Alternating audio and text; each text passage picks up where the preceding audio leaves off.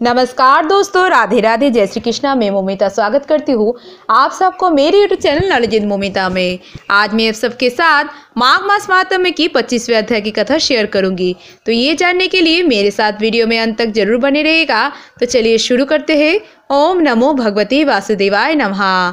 पिशाच कहने लगा, हे मुनि, केरल देश का मुनि किस प्रकार मुक्त हुआ, यह कथा कृपा करके विस्तार पूर्वक कहिए।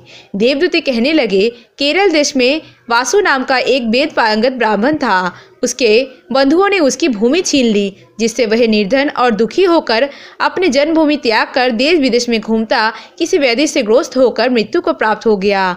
उसका कोई बांधव न होने का कारण उसकी औद्योगिक क्रिया नहीं हुई और ना ही उसका दाह क्रिया हुई। इस प्रकार क्रिया के लोप होने से निर्जन वन में प्रेत होकर चिरकाल तक फिरता रहा। शीत, ताप, भूख, प्यास से दुख होकर हाहाकार करता हुआ वह नंगे शरीर रोता फिरता था, परंतु उसको कहीं सद्गति दिखाई नहीं देती थी। सर्वदा दान न देने वह अपने कर्मफल को भोगता था। जो लोग अग्नि में आहुति नहीं देते, भगवान का पूजन नहीं करते, आत्मविद्या का अभ्यास नहीं करते, अच्छे तीतों से विमुख रहते हैं, और जो लोग दुखी होकर स्वर्ण, वस्त्र, तांबूल, रत्न, फल और जल नहीं देते तथा छल कपट से जीविका प्राप्त करने वाले दूसरे तथा स्त्रियों का धन हरने वाले पाखंडी, कुटिल, चोर, बाल विद्र तथा आतुर और स्त्रियों पर निर्दयता करने वाले, आग लगाने वाले, विष देने वाले, झूठा गवाही देने वाले, कुमार्ग पर चलने वाले, माता पिता, भाई बहन, संतान और अपनी स्त्री का त्याग करने वाले, जो सब तीर्थों में दान लेते हैं, पालन करने में स्वामी को त्यागने वाले और भूमि के चारों वेदों की निंदा करने वाले, वृथा धोह करने वाले, प्राणियों की हिंसा करने वाले, देवता गुरु की निंदा करने वाले, यह सभी बारंबार प्रेत, पिशाच, राक्षस, बुरी योनियों में जन्म लेते हैं।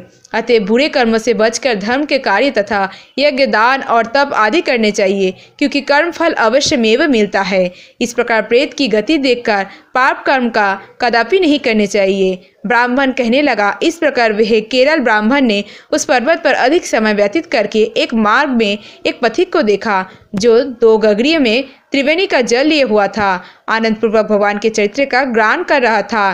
प्रेत ने उसका मार्ग रोक कर कहा, तुम डरो मत, इस गगरी का जल मुझको पिलाओ, नहीं तो मैं तुम्हारे प्राण ले लूंगा।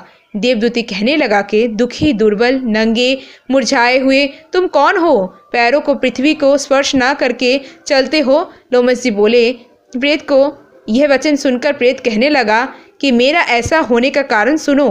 मैंने कभी ब्राह्मणों को दान नहीं दिया, अत्यंत लोभी, क्रियाहीन से दूसरे को अन्य से पलने वाला था। मैंने कभी किसी को भिक्षा नहीं दिया, ना दूसरे के दुख से दुखी हुआ। प्यासे प्राणियों को मैंने कभी जल नहीं पिलाया। मैंने कभी छाता, जूता दान नहीं किया, ना किसी को जल, पात्र, पान या औषधि किसी को दान दी। ना मैंने अपने घर में किसी अतिथियों का ठहरा कर उसका सत्कार किया। अंध, वृद्ध, अनाथ और दीनों को मैंने कभी अन्न से संतुष्ट नहीं किया, ना ही किसी रोगी को मुक्त किया। ना कभी ब्राह्मणों को दान दिया, ना कभी अग्नि में हवन किया। वैशाख आदि मास में किसी को ठंडा जल नहीं पिलाया, ना ही मैंने बढ़िया पीपल का वृक्ष लगाया। ना कभी किसी प्राणी को बंधन से छुड़ाया, कभी कोई व्रत करके शरीर को नहीं सुखाया। इस कारण मेरा पूर्व जन्म सब बुरे कर्म में व्यतीत हुआ। मेरे पूर्व जन्म के कर्मों से ही मेरे यह गति हुई है। इस वन में व्याघ्र और भेड़ियों से बचे हुआ तथा जंतुओं के खाने से गिरे फल, वृक्ष पर लगे हुए सुंदर फल तथा झरने का सुंदर जल सभी मिलते हैं, परंतु देव इच्छा से मैं कुछ खा नहीं सकता। सर्प की तरह केवल पवन भक्षण करके जीवन व्यतीत करता हूँ। बल, बुद्धि, मंत्र, पुरुषार्थ से लाभ, हानि, सुख, दुख, विवाह, मृत्यु, जीवन, भोग, रोग तथा वियोग में केवल भाग्य ही कारण होता है। कुरूप, मूर्ख, कुकर्मी, निंदी तथा पराक्रम से हीन मनुष्य भी भाग्य से राज्य भोगते हैं। काने, लूले, लंगड़े, नीतिहीन, निर्गुण, नपुंसक भाग्य से राज्य प्राप्त करते हैं। पर्वत पे भी बलवान राक्षस पिशाच रहते हैं, जिनमें से कभी कभी कोई वन में फिरते हुए अपने कर्म के अनुसार अन्न जल प्राप्त करता है, परंतु आपका उनका भय नहीं होना चाहिए, क्योंकि धर्मात्मा पुरुष की उनकी पवित्रता ही रक्षा करती है। ग्रह, नक्षत्र, देवता सर्वदा धर्मताओं की रक्षा करते हैं। ये पिशाच आप जैसे भक्त की तरफ भी आंख उठाकर नहीं देख सकते। जो नारायण भगवान की भक्ति से पवित्र रहता है, उसको प्रेत, पिशाच, पूतना कोई बाधा नहीं दे सकते।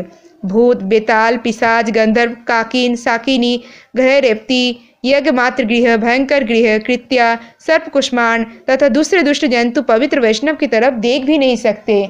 जिनकी जीवा पर गोविंद का नाम, हृदय में वेद तथा श्रुति विद्यमान है, जो पवित्र और दानी है, उनको कभी भय नहीं हो सकता। हे ब्राह्मण, इस प्रकार कर्मों का फल भोगता हुआ मैं यहाँ रहता हूँ, ऐसा सोचकर मैं शोक नहीं करता।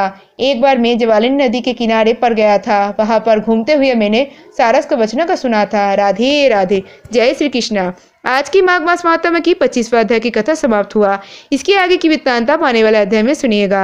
अगर आप भगवान श्री कृष्ण के भक्त हो और ये वीडियो आपको अच्छी लगी तो वीडियो को ज़्यादा से ज़्यादा लाइक और शेयर जरूर कीजिएगा। और ऐसे और वीडियोस पाने के लिए मेरे चैनल नॉलेज विद मौमिता को जरूर सब्सक्राइब कीजिएगा। सब्सक्राइब के बाद में बेल आइकन दबाना मत भूलिएगा, जिससे कि आने वाले वीडियो की नोटिफिकेशन जल्द से जल्द मिल जाए।